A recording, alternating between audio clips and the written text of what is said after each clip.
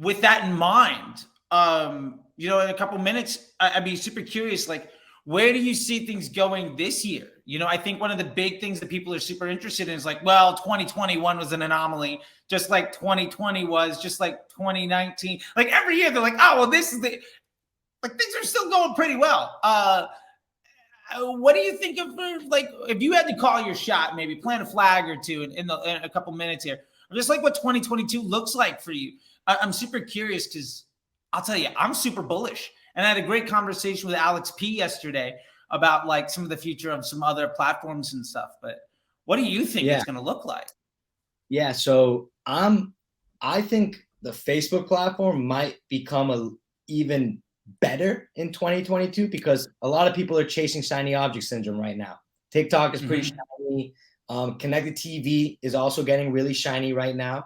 And not to talk negatively about both of those platforms because I have campaigns running on 2 of those platforms as well for clients because if it makes sense, it makes sense, right? And if there's a way to just get exposure there, whether it's top of funnel or using one of those platforms as a retargeting mechanism, whatever fits the right, product and service and audience and brand, it works. So one, I see Facebook becoming, not that it's going to become 2018, 2000, the early 2010s level. It's just not going to happen again. But yeah, I think it will become not as competitive as you have these other players going into these other spaces now, and dollars are going to be prioritized there as well. But I am bullish as well on like supplementing website traffic by driving sources from these other platforms. So TikTok, I was super, super bullish on, specifically pre-Black Friday and Cyber Monday, like saw incredible success there. But what I've realized is the ad concepts on TikTok are very different from the ad concepts that work on TikTok are very different than the ad concepts that work on Facebook. What I've been seeing success with is like, it's tough to discover a winning ad on TikTok trying to do your framework. Like I'm literally trying, it's pretty similar. Like you got the dynamic capabilities to upload a bunch of different assets together. Like it's kind of there to do a similar framework. But what I've realized with the ads that work, it's the ones that are just picking up on a very popular trend immediately and are just kind of using like one trend I've seen that's been very strong is when you actually use the first 3 seconds of a TikTok frame to be of the viral video, and then you insert your brand after those 3 seconds. So people are like the intro, right? They actually think it's just a regular piece of content, like whatever the viral trend is. And then the brand comes in and then you play off the sound and you keep that going there. So finding partners that are in the creator sort of economy when it comes to TikTok has been powerful there because, again, I don't know the insights. I don't have my ego. I'm not in TikTok every day. I wish I could, but the algorithm's really good, so I got to get off the app every once in a while. But leaning into that, right? And then something else that I've noticed, like even connected TV has also been really strong, especially with a high ticket item, just because for some reason I've seen these lifts in AOV that a client will ask, like, what are you doing? Like there is some black magic going on that the success, like on January 12th, what did you do? Because it was just so wild, right? And it's like, well, we can't really, those type of questions, like a sleazy guru would say, like, oh yeah, well, I did this on that day and that's what happened, or these testing results happened, and like they'll take credit for things. And it's just like, we honestly don't know why January 12th was a good day. Like, let's look though at some metrics to explore why. It's like, no, metrics are pretty aligned, like interaction rate if it's search or click-through rates if it's Facebook, right? Like pretty similar. Only thing else that we had is like, oh, but we've been running connected TV for 12 days. So maybe we're seeing a premium nature coming from connected TV that could be supporting people that have certain objections of, I don't trust this brand, but oh wow, now they're interrupting my Hulu show or my Roku show, and now I can see this, whatever it is.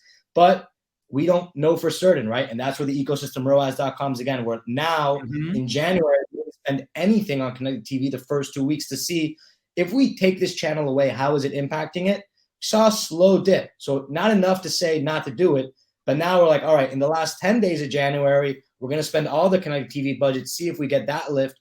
All right. And then we're going to make our gut assumption there. And it's like, it's accepting it's okay to be in murky waters with a flashlight, right? Like we have a flashlight. It's not perfect. The water's still murky. We can see that it's murky. Let's acknowledge the murkiness. but like, we're not totally in the dark here. Like, we're shooting from the hip, but that just becomes like, what's your partnership with your client, right? We're like, now it's just daily sales trackers hitting my inbox every day so that we can confirm like, all right, what's coming on Facebook and what's coming on Google, TikTok, and TV. Here's where we have the source of truth. Just overall, week to week, are we better? And I think that a challenge that many people may experience if they're trying to apply these learnings is that if it's all in your head, it's still not going to come across. Like, you need to communicate this to your client, like from day -1, like before you sign the contract, before you take their money, before any work starts to happen.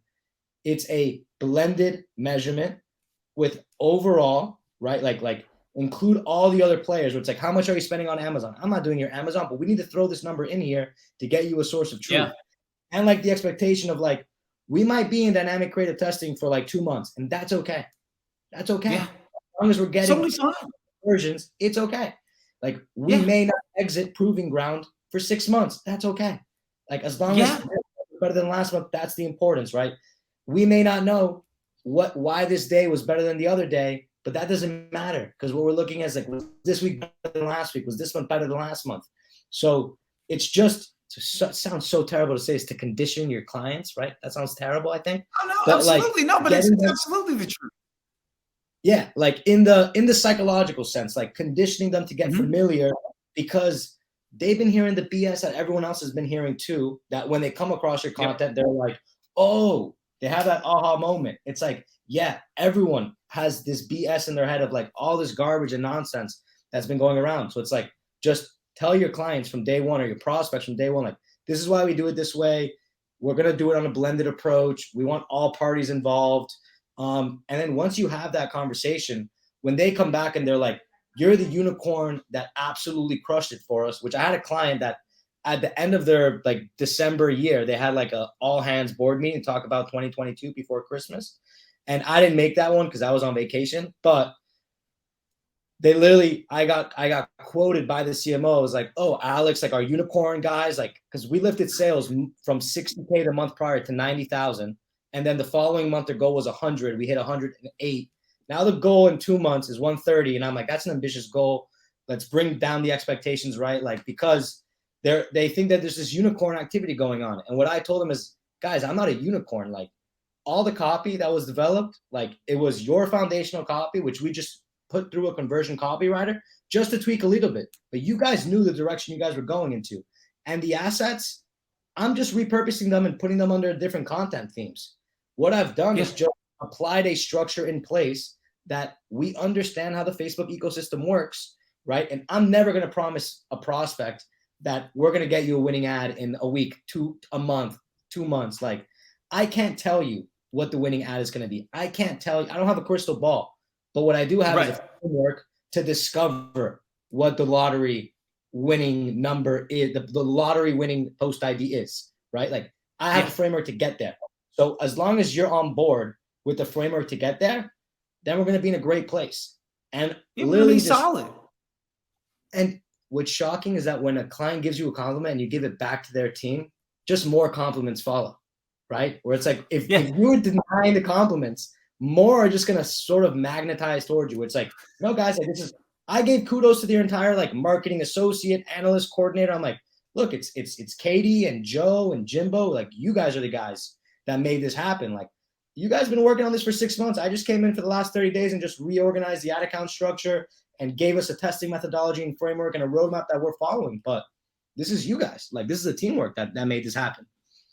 I love it, man. Yeah, I mean, that's everything. And I feel like we could talk forever. I'm gonna have to get you on the D2C coffee shop if that's all right with you, because let's do it. I want to chop it up forever. I gotta go to a client call here in just a second, and so I want to do this. One, say thank you so much, and two, let me leave the opening to the end of this just to be like, let me leave you the table to like let people know how to talk with you. If people are interested in how to get in touch with you or how you got to this point, like, let me leave that last word to you. And I'll start with just saying thank you so much again. I miss our chats and I can't wait to do more of them. And thank you so much, man.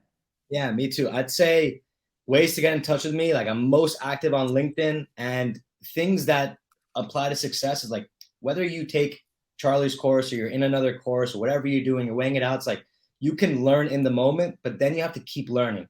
So something I'm actually doing on LinkedIn is I'm hosting a marketing book club, right? Because you can't ever stop learning. So we got all these books that we're reading together as a community about building positive habits, understanding consumer behavior. You know, Malcolm Gladwell, Ogilvy's here. We got Jonah Berger, like a ton of like very, very strong psychology, marketing driven individuals that know what they're talking about. And we don't know what we're talking about, but these guys do. But we do know what we're talking about once we read them and come into a community and learn together. So if anyone's a reader, wants to get involved in a marketing book club, hit me up on LinkedIn. The community is not built yet. We're building it as we speak. But hey, if anyone's interested, love to have them in. And I love it, man. Florenzi, just as it is down there. I know it's a tough last name to spell, but find me on LinkedIn. Yeah, well, they got the screenshot here. And you know, send me the link, and I'll make sure it's in the description as soon as we go live with all this stuff. So, and it lives in perpetuity. But look, man, I love having chats with you. You're one of a lot of success stories that we have out of the MBA program. And dude, I can't wait. And I've got some other stuff brewing for some alumni shit. I know you've been waiting, and I got some stuff to chat with you about. I know you're ready. I know you're ready. It's going to be great. But hey, dude, I got to let you go. I got somebody waiting. I'm a few minutes late on another great thing that I'm working with somebody else in the program. So I will see you later, man. Thank you so much. A blessing as always to chat with you. Thank you. And best of luck to you, man. Enjoy life out there. You look good, buddy. You look good. New Orleans did you well. I love the Zen. I love the garden behind you. All right, Charlie. Be well and likewise. Thank you, man. Bye-bye. I'll see you, buddy. Bye.